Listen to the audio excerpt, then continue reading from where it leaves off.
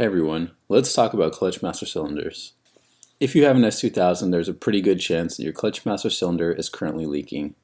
You see, as clutch fluid gets pumped in and out of the reservoir, contaminants are introduced into the clutch fluid, and these contaminants eventually wear away at the clutch master cylinder seals. The seals will fail, clutch fluid will slowly disappear, and eventually you will end up with an empty reservoir, unable to use your clutch. You can inspect your clutch master cylinder by getting under the dash and looking behind the clutch pedal. What you're looking for is the black gunk or brake fluid where the rod meets the piston. If your leak is really bad, there will be brake fluid leaking onto the firewall.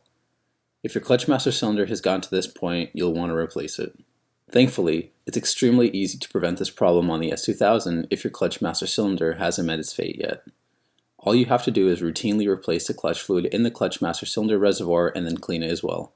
You can tell your clutch fluid needs to be replaced because the fluid will be dark, almost black. I personally do this whenever I perform an oil change. Let me show you how it's done.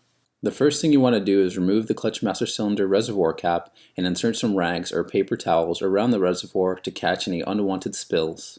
Then use a turkey baster to suck the clutch fluid out of the reservoir.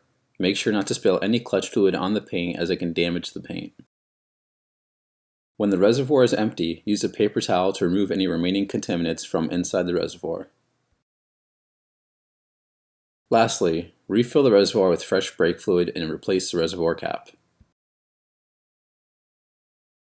Thanks for watching. If you enjoyed this video, hit the subscribe button and leave a comment for any DIY you'd like to see in the future.